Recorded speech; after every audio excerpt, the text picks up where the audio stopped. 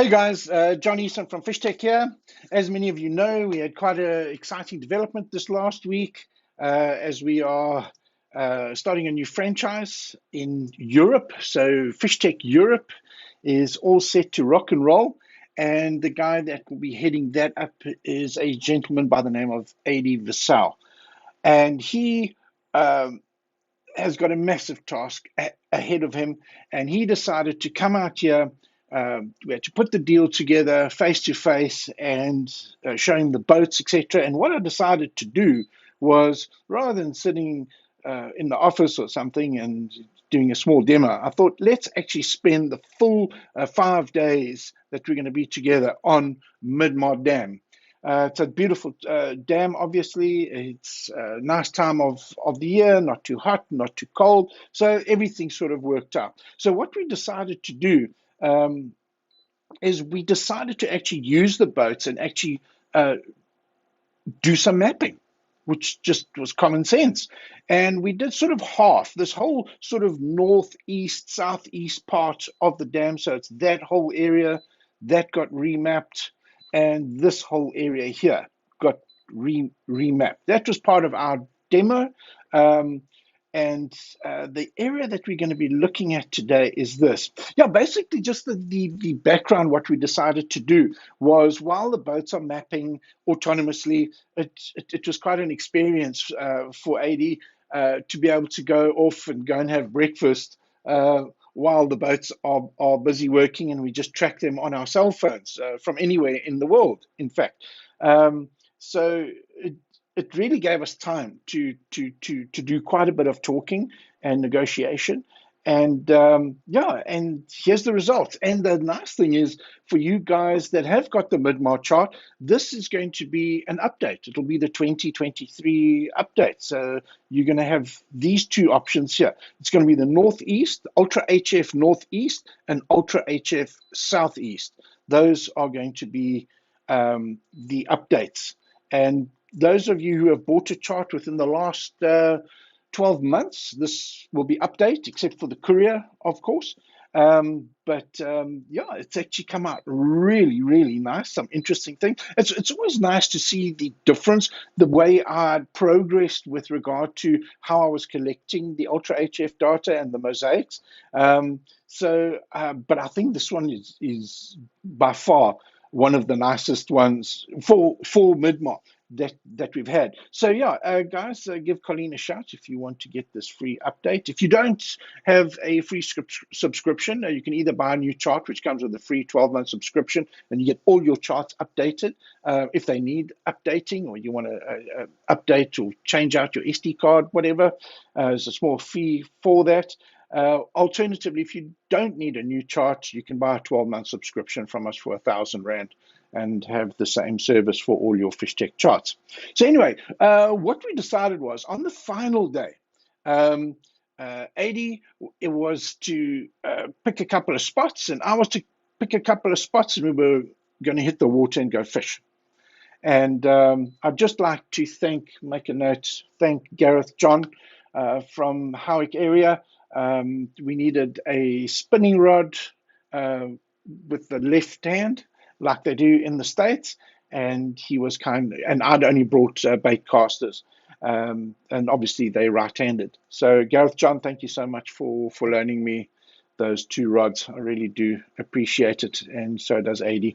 Yeah, and then we hit the water, and I just thought, sort of coming out of summer, it's not hot, it's not cold. I was a little bit reluctant to go anything deeper than sort of 12 feet. And I spotted this when I was busy building the chart. I thought, this is a nice little isolated grass clump in the middle of nowhere here, because there's no other grass around there. So we went and we hit that. And yeah, I just had one tiny little bite there. There was nothing too exciting. So we moved on. It was then AD's turn to pick a spot, and he picked this spot here. This is like a little rock wall of sorts. It's quite long from west to east. It's about 22 meters, so it's quite long. That was our anchor spot there. We fished that for a while. nothing too exciting. Nothing really happened there. But keep in mind, it was a really good call, and I felt it was a good call. I felt the depth was right, very interesting structure, cover rather. So yeah, and we fished a couple of things around it that we saw uh, quite interesting. And no, nothing really happened there. So it was my turn again, and I said, "Come, let's go all the way down here." I saw a nice clump of grass down here when I was busy building the chart, and I thought, okay, that's going to be in my depth range again, where I'll be comfortable. We were just fishing with plastic. And guys, keep in mind, 80, um, he, fishing that sort of European series and tours and whatnot, he concentrates on zander and fish like that. He has never fished for bass in his life. So bass is completely foreign to him, but being a really good fisherman, he obviously has fishing sense. So he just applied his fishing sense. A fish is a fish. Let's go. And then it was his turn, and I saw him on the charts for quite some time. He thought, no, let me take my time here. And we sort of worked our way back up a little bit north here. And he zoomed in on this spot and he said, right, John, that's my second spot. And I looked at it and immediately I went, 36 feet? Ish, that's a bit deep, especially for this time of year. So I said, great, let's go off there. And we drove over there. And because it was so deep, I felt we could quite comfortably drive over it. And this is what we saw on the 2D sonar. Let's go there. Put it in this folder here. 80 spot number 2. And as we drove over it, I just took a photograph. I didn't take a screenshot. I just took my camera, my iPhone, and I just took a quick snap of it. And there it was, those rocks in 36 feet of water. And we saw these 3 small, relatively weak arches. So we knew they weren't big fish. But I said to Adi, the way they're sitting there, this has to be bass. It's deep, especially for this time of the year. But let's go and give it a bash. And that we did. And guys, we caught 2 of those 3 fish. Well, let me rephrase that. I think 80 caught 2 of the 3 fish. They were not very big, but they were keepers. So if you were really scratching, this would have been a good spot. You would have had 2 keepers in your boat in 2 casts.